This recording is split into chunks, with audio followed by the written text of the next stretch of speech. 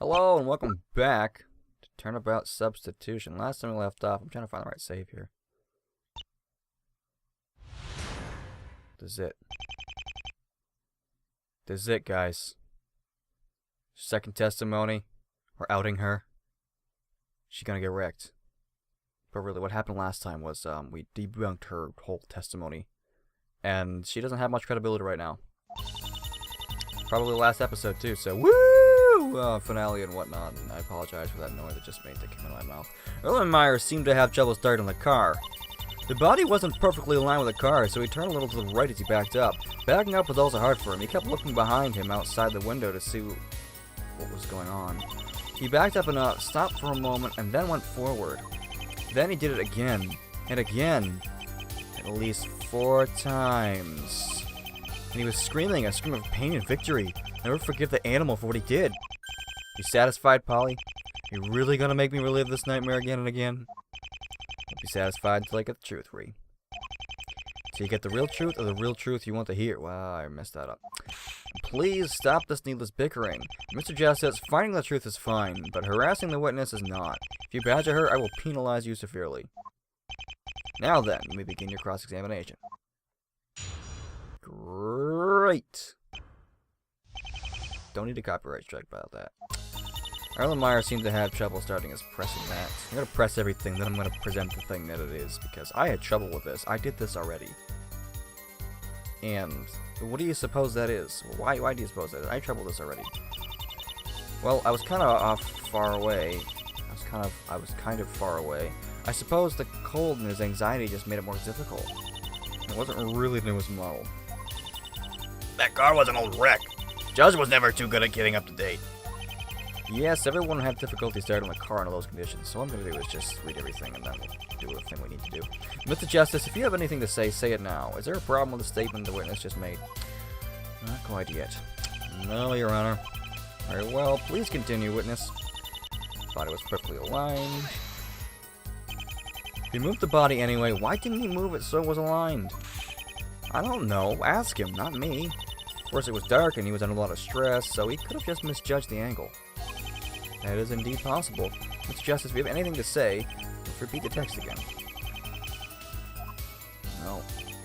You know, you could have made it different. You could have, vary it up a little bit. It's not going to you, writer. Because, you watch this, I'm sure. We're going to press that, too.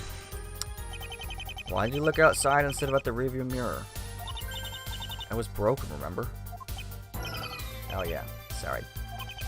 If that's that, let's move on. Unless Mr. Justice believes there is something wrong with the witness's statement. Not yet. No, Your Honor. Very well, yes, we know. He backed up enough, stopped for a moment, and then pressed the thing. A moment? A few seconds. You probably realize Judge might still be alive. Not exactly the most shrewd and meticulous killer. I guess even the best of off days. Thank God. Yes, and let's continue. Unless Mr. Justice believes there's more repeating text. Jeez, crow. Vary it up, man. Very well. Please continue, witness. And then he did it again and again. At least 4 times. And then 4 times a bit excessive. Yes, Apollo it is. What can I say? We're dealing with a complete animal here. Maybe he was angry at Judge that he would cause him to get caught, or was releasing all his anger from being locked up in prison. I can only tell you Erlenmeyer's actions, not his reasons. It's not Erlenmeyer who did it, so... Yes, that is true, Mr. Justice. Again with the repeating text. Nope. Oh boy, he was screaming a scream of pain and victory. We're gonna read this. And yet, a little while ago, you were standing next to me trying to get him acquitted. The truth is, I never wanted to defend Erlenmeyer. I just didn't want to lose you, Polly. So your relationship with me, which has lasted for a few days, is more important to you than putting away the murderer of your brother and one of your close friends. Of course not. I haven't told you everything yet. Testifying against Erlenmeyer was my plan all along, but I waited until you called me to testify. I didn't want it to look like I wanted you to lose the trial, or else you would have gotten mad at me. Of course, I never thought you'd interpret the gum as a sign that I was the killer. Empty threats and cheap intimidation tricks won't work, antennas. Either attack her with tangible evidence or give up. Exactly, Mr. Justice. If you have something to say about Mrs. Witt's statement, please say it now. Not yet. Very well, please continue, witness. Alright, so we got to go to the third statement in 1. 2. 3.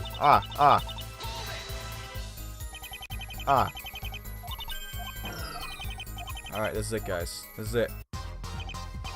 There's a big problem with what you just said, Rhea. You're right that the rearview mirror is broken, but... Okay. I have a big problem with this. A big problem. I'm pretty sure that... I mentioned this last time, too. I mentioned that, like... We went back to the cemetery. I don't remember if the car was there. That might be the kicker here. But, like... I could have swore that the car was there, and that Rhea and I... When I say I mean Apollo. Rhea and Apollo... checked it out. Broken, but how could you know that? Oh my gosh, this is the only thing I literally didn't press last time. I initially investigated the scene on my own, and the car was gone by the time you joined. Oh boy. Given the fact that it was so dark, and the color of Chambers' car, you had to be very close to the car or inside to see the mirror was broken. Get it now? By telling us about the mirror, you revealed that you were driving the car and murdered Chambers. And you're right that in order to see the rearview mirror was broken, I need to be next to or inside the car. Well, why did it have to be in the night of the murder? I could have sworn you were there when Judge said this. Rhea is a friend of mine. We met at the trial. I had severe back pain at the time, and she was kind enough to give me a ride home and change my voice every evening. It's gotta be weird. I knew about the rearview mirror from driving the car then. I saw her while looking back through the window and inferred that there was a reason. But that was months ago. The Chambers really drive around with a broken rearview mirror for months without getting it fixed. There's no point in arguing over this. There are plenty of people like Chambers' grandchildren who can testify about whether the rearview mirror was fixed. If we find out it was, you're in trouble, little lady. Ooh, she's sweating now. When was the prosecution joined the defense and started going after innocent people like me? First judge and now myself? Didn't you stand for justice before? You did, until you screwed up. Because you were next to me, standing for me. Get it? Follow. Justice. I stand for the victims and certainly not for Mr. Justice, but I don't want you to say anything you might regret.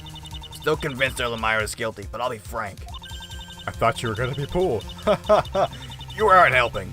I don't know what you have or haven't done, but you obviously have something to hide. It's not a literal skeleton in your closet. Speak up already. It'll save many innocent people. But I don't have anything to hide, I swear. But you're sweating bullets. Then how did you know about the mirror? I don't remember, Apollo. Do you know what a petunia is? The forget-me-not? The flower? Of course, a flower. But what does that have to do with this? When, where, and how did you learn that a petunia is a flower?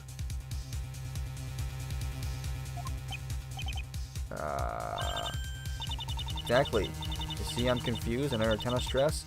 I instinctively said the rearview mirror was broken, but I can't remember where I learned it. Thought it was from driving Judge before, but maybe it was something else. I'm sorry, I just can't remember.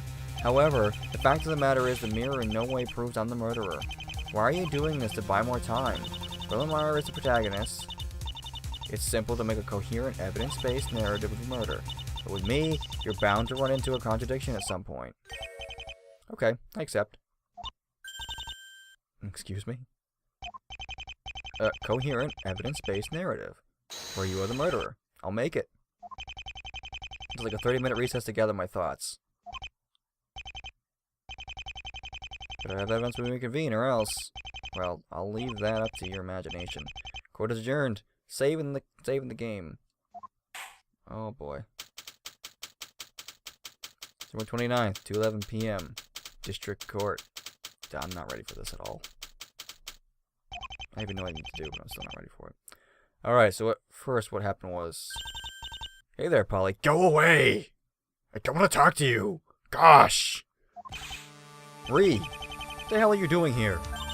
Gosh, Polly! I didn't think you were a cursor. I'm not a cursor. I'm not, what are you doing here? Just driving by to see how it's going. How things are going? I'm about to prove that you're a serial killer. Oh, that. You mean how I murdered dozens of respectable, albeit boring, human beings for no reason? Don't lose sleep over it. I'm gonna get away scot-free just like last time. What, surprised by the confession, Polly? You both know reporting won't go over in court. Even if it would, String's just eating out of the palm of my hand, and there's no way Poole will go after me over Erlenmeyer. It's you and me against the world, because I have a knife at your throat. Surprised you figured it out, even though it was painfully obvious. Obviously it was painfully obvious to you, because you knew. Like the people at home, yelling at me for not getting this right. You monster, why are you doing this? You mean talking to you right now? Because I'm taunting you and it's fun. This will also destabilize you, cause you to crack pretty soon. Or did you mean the murdering business? Both? Oh, silly me. Well, you might get mad, but I'll answer your question with a question. Why are you so afraid of dying? Why is everyone so afraid of dying? When they're not even living. You're talking like we're from different species. Don't human lives mean anything to you? Of course they do. The ones that matter, people who experience what it means to live, aren't afraid of death. An interesting paradox, don't you think? Terrorists, movie stars, thrill seekers, they're ready to disappear from this world at any moment. I would be too if I was beaten, which I don't think is likely though. If that happened, I'd gladly accept death. But for any regular Joe Schmo, and would be begging for his life in an instant. Just because you don't think they're living their life to the fullest doesn't mean they deserve to die. Yes, no one deserves to die, but then again, who wants to die? Forgetting about suicide, whether it's an avalanche, a bacterium, or the person, you're gonna die against your will. Just doing nature's job, though much less violently. Bull crap! Although I suppose running over Judge 4 times was overkill. No pun intended. You're awful. At least in my case, all their deaths weren't in vain. The sheer ecstasy from killing them and getting away. It's why we live, Apollo. You're awful. Okay, that works too. You're sick! You're gonna lecture me all day because there's no one that can begin to comprehend your deranged mind. I suppose. The last time you spent listening to me is time you haven't been preparing your arguments. Everything I do is for a reason. You really think I wouldn't get caught after dozens of murders if I was sloppy? Aw, you're cute when you're mad. How about a date after this? Yeah, will you kill me? Enough of this. Come on, you know I'm a great cook. Hope you like what I've whipped up for you in there. What? Should you eat enough? I'll have you for dinner. Ready for the final course? You're not going anywhere. I'm putting you behind bars. Haha, good luck with that. I sincerely mean it. The closer I come to getting caught, the more fun it will be. See you later, Polly. Yeah, but you're gonna get caught. Just you wait, Rhea. I'll make sure you get your just desserts. These food puns. We'll reconvene. I'm gonna have an actual recess. I'll be right back.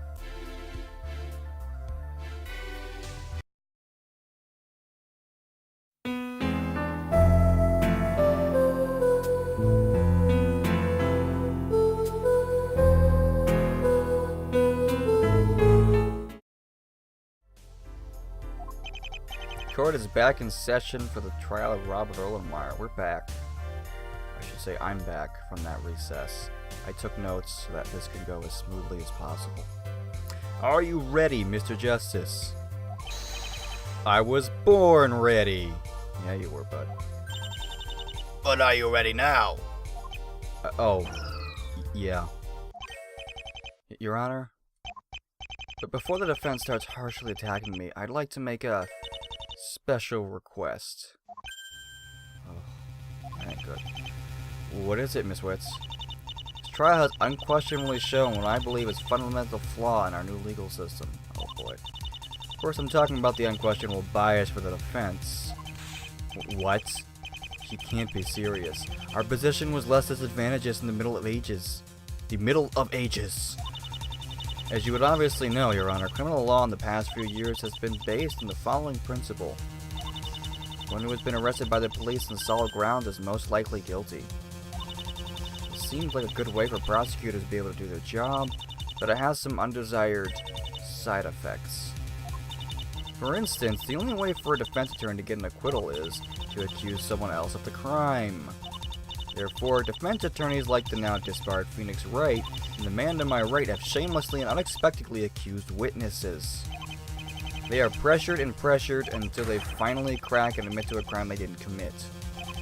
Defense attorneys have access to all sorts of documents and information and have plenty of time to devise arguments and find evidence to distort the truth. On the other hand, witnesses have no extra information and are expected to quickly refute the defense's argument on the spot, lest they be declared guilty. If you're telling the truth, you're telling the truth. That's it. Especially now that we have jurists who can easily be swayed by professional liars like Apollo. What exactly are you proposing, Miss Woods? I'm proposing to make the game even. Just as witnesses only have a limited time to respond to defense arguments, the defense should only have a limited time to present said arguments. Only logical. What? Well, why are you so concerned, Polly? You just had half an hour to prepare your arguments. You shouldn't need extra time to get together. She was planning this the entire time. I fell for her trap completely. It's alright, buddy. I got notes. This is the standard procedure. It has to be illegal. I'm afraid it's not, Mr. Justice. In anticipation for my first trial, I perused the new laws of the juris system. Nowhere is Mr. Witt's idea expressly prohibited, whether it's a good idea or not. Besides, there are many precedents of judges experimenting with procedure. What? Why do I have to get the only judge that actually knows law? Wasn't the motto of judicial reform in the 21st century, flexible with methods, inflexible with results? This is what they call justice. I better change my name back to Graymarie. Graymare? Just think, Your Honor. If this works, you get all the credit. Other judges will follow in your footsteps. They'll dub you a genius for devising the system in only your second trial. True, but I'm not sure this would go through. Perhaps it would get caught on something stupid like human rights. What's going on here? It's like Rhea's infecting everyone with her insanity. And all the people you know who would respect you the most for this, yeah. Your father, of course. Oh no. Very well. Your request is perfectly reasonable and shall be implemented for the remainder of this trial. I do object. Don't listen to her. Aren't you the one who said earlier that when dealing with men's lives, the ends don't justify the means? Be quiet, Mr. Wright. Oh no, I did it. I didn't expect it. Oh boy. If this doesn't work, your career will... Shut up! I've had enough of your questioning my judgment, especially when you aren't experienced yourself. Honestly, Apollo, you need to learn some respect. That's right. But he did it too. I have been very indulgent with you and giving you the benefit of the doubt many times. You are making extremely grave accusations and will thus be held accountable in exchange. You have a limited time to present proof to substantiate the claims you are making against Miss Witz. Alright. Rhea, you may have changed the rules of the game, but you still won't win. Okay, right now the only person I can rely on is myself. But it's okay, because I have the evidence on my side. I just need to stay calm, think logically, and trust my intuition. This is your last chance to save yourself from humiliating defeat, Apollo, that I didn't pronounce correctly. Are you sure you want to go through with this then, even though it's obvious you're gonna lose? Of course. Even if I'm the only person in the room who hasn't fallen for your tricks, I still won't let you win. Very well. You now present your arguments, Mr. Justice. Okay, I need to be careful about that number in the upper left corner now. What number? I still don't see it, actually. Alright, here comes justice. On the night of December 27th, you snuck out of my office and came to this place. What number is... That's a weird number. Alright, so it's this one, right? Yep. Take that. You went to the biology classroom of Larry Butts High School. You went there to murder not Judge Chambers, but Robert Erlenmeyer. Ha! Your first argument and your stories already fall apart. How could I possibly know Robert Erlenmeyer would be there in the middle of the night? Even the police had no idea.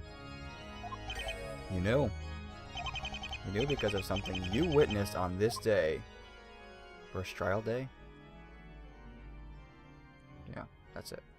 Miss Poole told me all about Erlenmeyer's first trial, where you testified, Rhea. And I specifically remember this comment that Erlenmeyer made. I'm sorry, I've been a bad boy. There's no need to send me away. Punish myself. I promise I'll pay for everything. As soon as I'm out of here. Mice. They can be your friends. Or your enemies just the same. Shouldn't worry about me. Should worry about them. They get lonely in their cages. You know? I'll punish myself as soon as I get out of here. Meaning, as soon as he got out of prison, he'd visit his mice in the biology classroom. Everyone thought it was just Erlenmeyer's usual nonsense, but you understood what it meant, Rhea. So when Erlenmeyer was busted out of Clooney's asylum, while the authorities were dumbfounded, you knew exactly where he was. That reference to his mice might make sense, but what about him punishing himself? No blood, no instruments of torture. This contradicts your theory that his remarks reflected what he would do after his escape. Actually, I do have evidence that he punished himself. This is what I was talking about earlier in LJ5.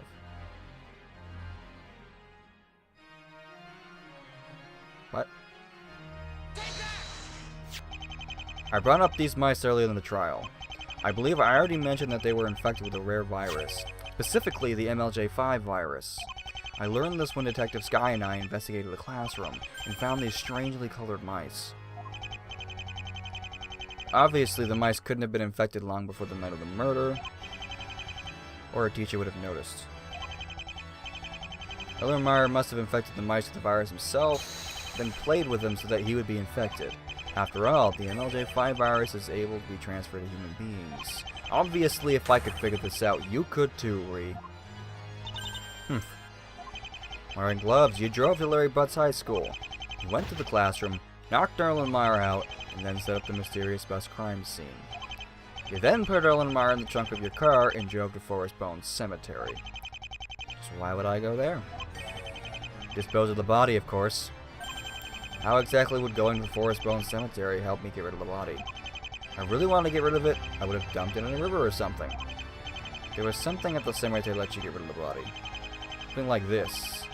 Pick up the spot of the scene of the crime that shows what I mean. It's graves. It doesn't take much thought. It's better to hide a body than in someone else's grave. Rhea, you made a big deal about how you were a funeral director earlier. You must be very familiar with the layout of the cemetery and know about burying bodies. Apollo, I'm a businesswoman, not a grave digger. You're a gold digger, though. My job is arranging funerals so families can help cope with the grief of losing a loved one. I'm not sure if that joke was on color. Sorry. With the grief of losing a loved one. I just said it because of the pun. But you had a side job of causing grief. It wouldn't be good for you if the bodies were found. Everyone always wondered where the victims of the mysterious bus murders went. I bet if we investigated Forest Bones Cemetery, we'd find 12 previously missing bodies. The victims of the serial killings. Oh, she's sweating now. You can't just exhume a bunch of bodies like that. People's relatives would be devastated. You didn't care. With a court order, it's very possible. Especially the sufficient evidence, which I'm sure I'll have soon. You can't. Moving on. You arrived at the cemetery and took Erlenmeyer out of the trunk. However, you noticed another car there and ran into none other than Judge Chambers, paying homage to his brother. I don't know what exactly went through your mind, but I'm sure one thing was clear. You had seen too much. You fought him with your bare hands, albeit with gloves on. During the struggle, 2 pieces of gum fell out of your pocket. Mouth! They didn't notice them and they were soon covered by snow. They were chewed. You were finally able to knock him unconscious, but set off the alarm in the process. However, you had an idea. You stole Chambers' keys and then ran him over with his own car. He then planted Erlenmeyer's fingerprints on the steering wheel and keys, and left him in a pool of Chambers' blood. Fortunately, you didn't remember to plant the fingerprint on Chambers' robe. You were used to having everything in control and planned out the meticulous details of your crimes in advance. But once something unexpected happened, you had to think on your feet. And failed miserably. And that, Your Honor, is the sole truth of this case. I guarantee you won't find any contradictions, Rhea. Contradictions? Perhaps not. Implausible assertions and leaps of logic? I could fill a book with them. Give me an example. Motive, for one. I've already given up on your integrity, so I won't comment how despicable and ludicrous your accusation that I'm the mysterious bus killer is, but let's say for a moment that I was the serial killer. He just admitted it. Oh no, isn't the one person that wouldn't be a victim be Erlenmeyer, the man incarcerated in my place? Killing him would be quite foolish, don't you think? Don't waste your breath, Rhea. We both know it was a brilliant plan. That's what I was going for. Yes, it would be stupid if you left the bodies of your victim as they were, but you hid them. While Erlenmeyer was in prison, there's no way you could murder anyone. Or else the authorities would see Erlenmeyer was not the killer. But if Erlenmeyer escaped and was then secretly killed, you could murder all the people you wanted. And the police would always be searching for a man they would never catch. It would have been the perfect crime. If not for Chambers' mix-up. Wow. You're right. Never even thought of that. Never knew you had such a corrupt criminal mind, Apollo. Anyway, that was just my epigraph. Epigraph. And your epitaph. What are these? You've forgotten that one of the victims of the murder was, you know, my own brother. You've seen me talk about him. It does seem like his death made me happy. Crocodile tears, Rhea. You insensitive, wicked, thoughtless meanie. That's a great string of insults. I'll have to remember that next time I'm mad at someone. Are you really suggesting that I not only didn't love my brother, but also murdered him? I doubt you even know what love means. But even if you did, that love had no meaning to you. After all, you had a very good reason to kill Nathan Witz. I'm gonna screw this up royally. What's this? Where is it? Where is it? Where is it? Where is it? Oh, balls. I can't even see the number! I know what I'm looking for, though, that's for sure. Oh, this is awful. Right here, right here, right here. Are you just gonna wave that around every time you're in a corner? What page is this alleged reason on? This one. It's right there in the trial data. Plainly says here you were a witness at Erlenmeyer's trial. But you weren't a witness because Nathan was killed. It's the opposite. Nathan was killed so that you could be a witness. With your brother as a victim, no one would find it suspicious once you got involved in the case. You get confidential, inside information that would put you one step ahead of the authorities. Most of all, you could use this position to lead the police against the scapegoat. Testifying against Erlenmeyer, befriending Judge, you did it for your own benefit. Of course, this is also the reason you became my assistant. You joined me to make sure the truth came out when you found out Judge had supposedly killed Erlenmeyer, since you thought it wasn't the whole story. Fine, but this is only the beginning. I haven't felt it yet, and I won't falter anytime soon. Let's talk about the killer's modus operandi. Charles Darwin's signature. Erlenmeyer was a biology teacher. A sheet of music. Erlenmeyer could sing the melody even when he couldn't form a coherent sentence. The naked photographs and other conditions must have made him sexually frustrated. All of these things fit in with Erlenmeyer's psychological profile, but have absolutely no connection to me, Bullocks. Yeah, but what about the other aspects of the modus operandi you conveniently left out? One in particular caught my attention, especially because I have evidence linking you to it. Of course, I'm talking about this, which is the photo. Am I timed still? I don't think I am. Oh, I found it. Wow. The naked photographs of the victims were, of course, fake. Just like this picture of you and your brother you showed me. How many people involved in the HT5 case have a technical ability to make these kind of fakes? Well, if there's me, for one. Don't say that. But did you leave something at the crime scene and know several details you shouldn't have? No, but you still do make strange leaps in logic, and the case against Erlenmeyer is still much more sound. Couldn't have said it better myself. He's right, Antennas. And I'm still not finished. We still have the climax of my book, the best part. There's a critical flaw in your premise which completely destroys your entire argument. Really? Please, tell the court this flaw at once. Of course, Your Honor. Are you ready, Apollo? Here it is, the coup de grace. Oh, it's probably coup de grace.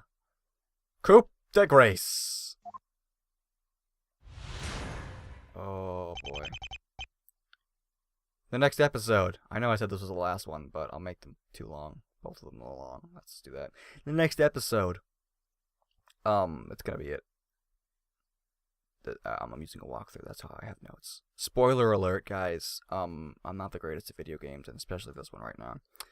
But in the next episode, it's gonna be it. That's gonna be the final episode. We're gonna put her in her place. We're gonna put her back in jail. Back in jail. We're gonna put her in jail forever.